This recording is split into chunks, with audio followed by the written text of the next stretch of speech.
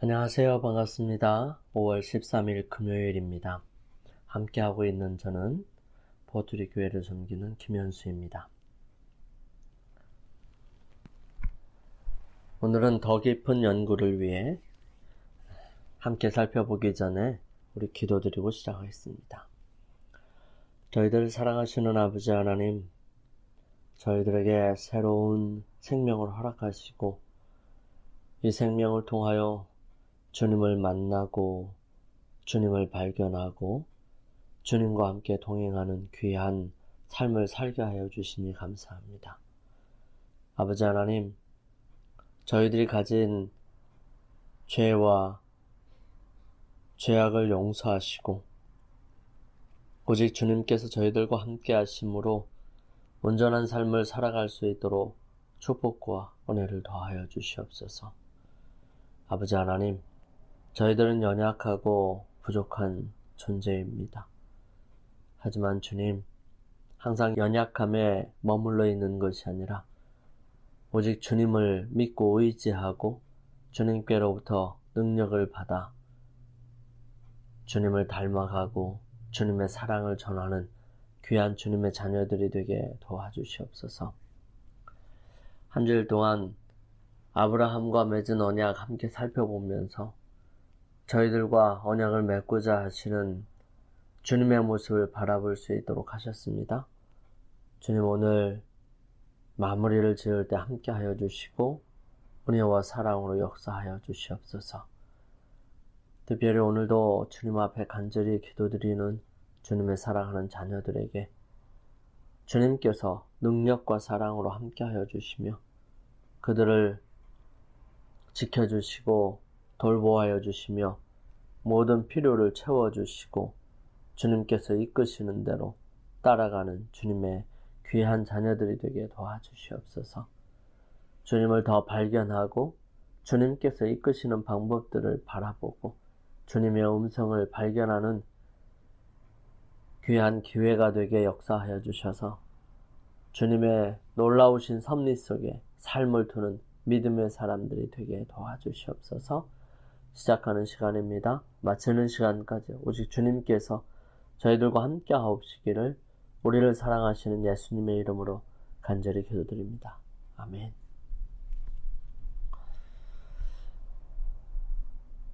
소돔의 백성들을 위해 하나님께 드린 아브라함의 인내심 있고 결연한 간구는 비록 죄로 인해 아무런 희망이 없는 것 같이 보일지라도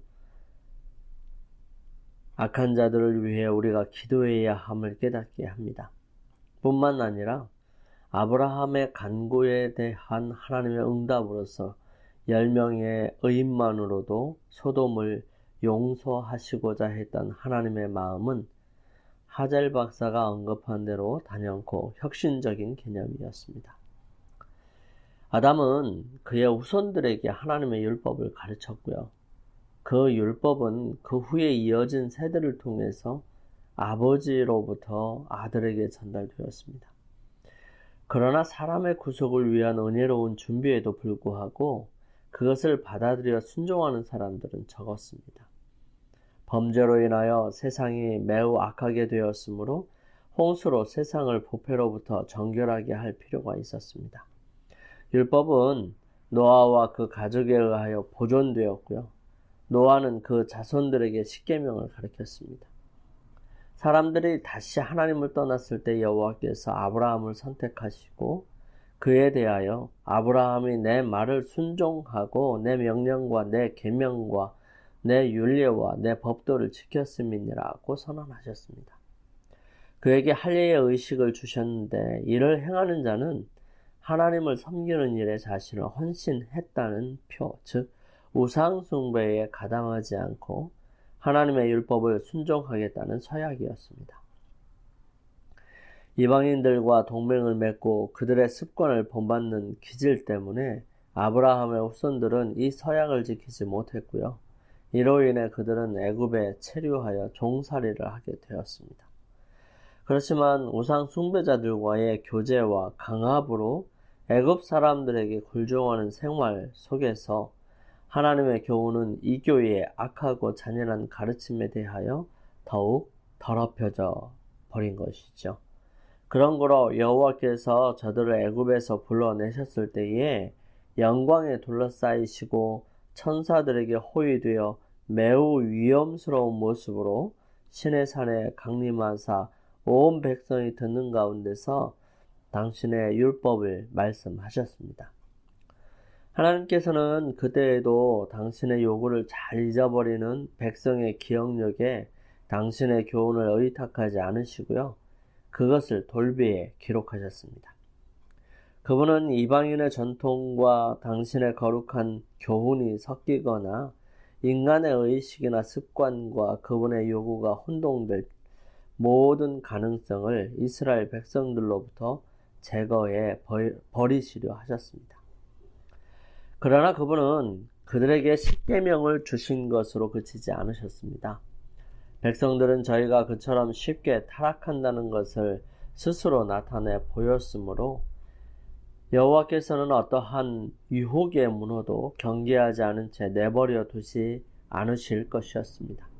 모세는 하나님께서 그에게 명하신 대로 하나님께서 그들에게 요구하시는 것이 무엇인지에 대하여 상세한 교훈을 주는 율례와 법도를 기록하라는 명령을 받았습니다.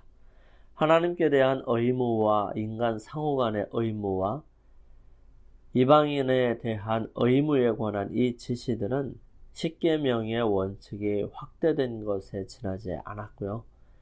아무도 오해할 필요가 없을 만큼 구체적으로 자세하게 주어졌습니다. 그것들은 돌비에 새겨진 10 교훈들의 신성함을 수호하기 위하여 계획된 것이었습니다. 만일 사람이 타락한 후에 아담에게 주셨고 노아가 보존했고 아브라함이 준수했던 하나님의 율법을 그대로 지켰더라면 할례의식은 조금도 필요 없었을 것이고요. 만일 아브라함의 후손들이 할례가 그 표징이 된 언약을 지켰더라면 그들은 우상 숭배에 유혹당하지 않았을 것이고 애굽에서 노예 생활의 고통을 겪을 필요도 없었을 것입니다.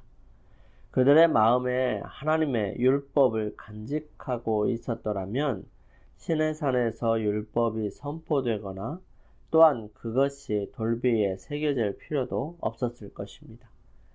그리고 백성들이 십계명의 원칙들을 실천했더라면 모세에게 주어진 부가적인 지시의 필요도 없었을 것입니다.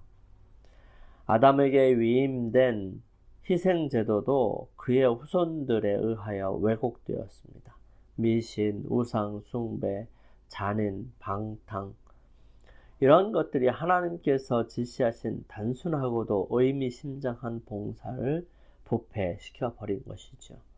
우상 숭배자들과의 오랜 교제를 통하여 이스라엘 백성들은 많은 이교 습관들을 그들의 예배에 혼합시켰습니다. 그러므로 여호와께서 시내산에서 그들에게 희생제사에 관한 명확한 지시를 주셨습니다. 성막이 완성된 후 그분은 속죄소 위에 나타난 영광의 구름 속에서 모세와 교통하시고 제사제도와 성소에서 유지되어야 할 예배 형식에 관한 완전한 지시를 그에게 주셨습니다. 이와 같이 모세는 의식에 관한 율법을 받아 책에 기록하게 되었고요. 시내산에서 반포된 십계명은 2 돌비에 하나님의 손으로 친히 기록되어 법궤 안에 거룩하게 보관되었습니다. 의문의 율법에 대한 성경을 도덕적 율법이 폐지되었다는 증거로 사용함으로 이 2 율법을 혼동시키려고 노력하는 사람들이 많이 있습니다. 그러나 이것은 성경을 왜곡하는 것입니다. 이 2 제도 사이의 차이는 너무나 뚜렷하고도 명백합니다. 이 의식의 제도는 그리스도, 즉 그분의 희생과 그분의 제사장 직분을 가리키는 상징들로 구성되었습니다. 이 의문의 율법은 그 희생제도와 규례와 함께 세상 죄를 지고 가는 하나님의 어린 양이신 그리스도의 죽음으로 모형이 실물을 만날 때까지 히브리 사람들에 의하여 이행되어야 할 것이었습니다. 그리스도께서 죽으시면 모든 희생 제물들을 바칠 필요가 없게 될 것입니다. 이것이 바로 그리스도께서 제하여 버리사 십자가에 못 박으신 율법입니다. 그러나 십계명의 율법에 대하여 시편 기자는 여호와여 주의 말씀이 영원히 하늘에 굳게 섰나이다라고 선언합니다. 그리고 그리스도께서도 친히 내가 율법을 폐하러 온 줄로 생각지 말라 말씀하시고 진실로 너희에게 이르노니 천지가 없어지기 전에는 율법의 1.1획이라도 반드시 없어지지 아니하고 다 이루리라고 가능한 한 크게 강조하여 주장하셨습니다. 여기서 그분은 과거에 하나님의 율법의 요구가 어떠했으며 그 당시에 어떠했는지를 가르치실 뿐만 아니라 이 요구는 천지가 존속하는 한 보존되리라는 것을 가르치셨습니다. 하나님의 율법은 그분의 보좌와 같이 변하지 아니합니다. 그것은 각 시대를 통하여 인류에게 율법의 요구를 주장할 것입니다. 시내산에서 선포된 율법에 관해 느헤미야는 주께서 시내산에 강림하시고 하늘에서부터 저희와 말씀하사 정직한 규례와 진정한 율법과 선한 율례와 계명을 저희에게 주셨다고 말했습니다. 이방인의 사도 바울은 율법도 거룩하며 계명도 거룩하며 의로우며 선하도다 라고 선언했습니다. 이것은 다름 아닌 십계명입니다. 왜냐하면 탐내지 말라고 명하는 것은 바로 그 율법이기 때문입니다. 구주의 죽으심으로 표상과 그림자가 된 율법은 종언을 고했지만 도덕적 율법의 의무는 조금도 줄지 않았습니다. 정반대로 이 율법을 위반한 죄를 속하기 위하여 그리스도께서 죽으셔야 했다는 사실이 바로 그것은 불변이라는 것을 증명합니다. 그리스도께서 하나님의 율법을 폐지하시고 구약을 없이 하시려고 오셨다고 주장하는 사람들은 유대 사람들의 시대를 암흑시대로 말하고 히브리 사람들의 종교가 단순히 형식들과 의식들로 구성되어 있는 것처럼 나타냅니다. 그러나 이것은 잘못입니다. 하나님께서 그분의 선민을 어떻게 취급하셨는지가 기록되어 있는 거룩한 역사의 모든 페이지에는 위대하신 스스로 계신 분의 자취가 강렬하게 나타나 있습니다. 하나님께서 홀로 이스라엘의 통치자로 인정을 받으시고 자기의 백성들에게 율법을 주셨을 때보다 더 사람의 아들들에게 당신의 능력과 영광을 활짝 나타내 보이신 적은 결코 없으셨습니다. 여기에 초인간적인 손에 의해 휘둘러지는 홀이 있었습니다.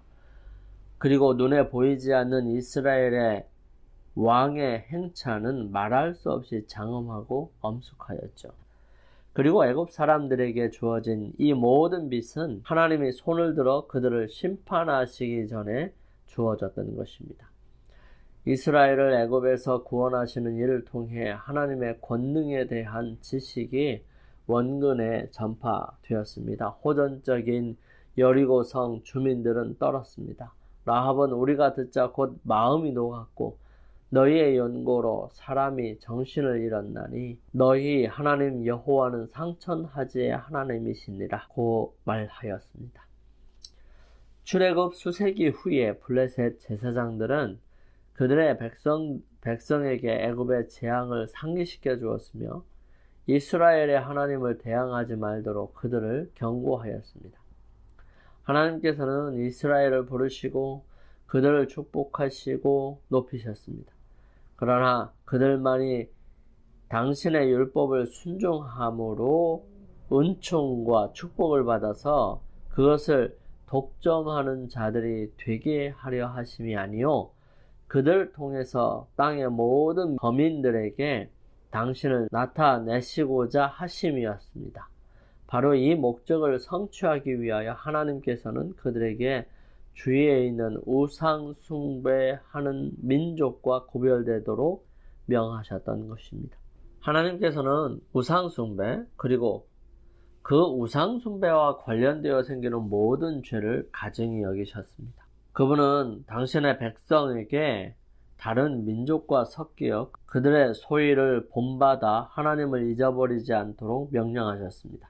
그리스도의 제자들은 그들의 주님처럼 각 시대에 있어서 세상의 빛이 되어야 하였습니다. 구주께서는 산 위에 있는 동네가 숨기우지 못할 것이요 사람이 등불을 켜서 말 아래 두지 아니하고 등경 위에 두나니 이러므로 집안 모든 사람에게 비추느니라고 말씀하셨습니다. 집안은 곧 세상입니다. 그분은 이같이 너희 빛을 사람 앞에 비추게 하여 저희로 너희 착한 행실을 보고 하늘에 계신 너희 아버지께 영광을 돌리게 하라고 부언하셨습니다. 에녹과 노아, 아브라함과 요셉, 모세는 바로 이와 같이 행했습니다. 그것이 바로 하나님께서 그분의 백성 이스라엘이 하도록 계획하신 것입니다. 비록 죄 없는 자라 할지라도 죄 지은 집단의 구성원이라면 함께 처벌해 오던 오랜 집단적 사고방식이 굉장히 혁신적인 방법으로 새롭게 변했습니다. 의로운 남은 자의 존재가 전체를 보존하기 위한 기능을 했죠. 의로운 남은 자로 인해 의로우신 여호와 하나님께서는 악한 성읍을 용서하실 것이었습니다.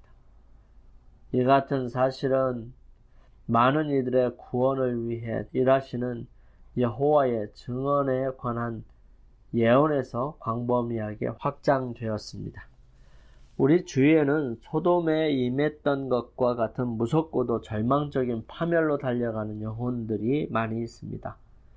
날마다 누군가의 은혜의 시기는 끝나고 시간마다 누군가는 자비가 미치지 못하는 곳으로 넘어가고 있습니다. 그런데 죄인을 이 무서운 운명에서 피하도록 하는 경고와 간청의 음성은 어디에 있습니까? 그를 죽음에서 건져내려고 뻗친 손이 어디에 있을까요? 겸비와 끈기 있는 믿음을 가지고 죄인을 위하여 하나님께 간구하는 사람들은 어디에 있습니까? 아브라함의 정신은 그리스도의 정신입니다. 하나님의 아들 자신이 죄인을 위한 큰 중재자이십니다. 죄인의 구원을 위하여 값을 치르신 그분은 인간의 영혼의 가치를 아십니다. 우리 함께 기도드리겠습니다. 사랑의 아버지 하나님, 오늘도 주님 말씀으로 승리할 수 있도록 인도하여 주시옵소서. 주의 거룩하신 은혜와 능력이 매 순간마다 함께 하옵시기를 예수님의 이름으로 기도드립니다. 아멘. 한 주일 동안 수고 많으셨습니다. 저는 다음 기회에 또 찾아오겠습니다. 감사합니다.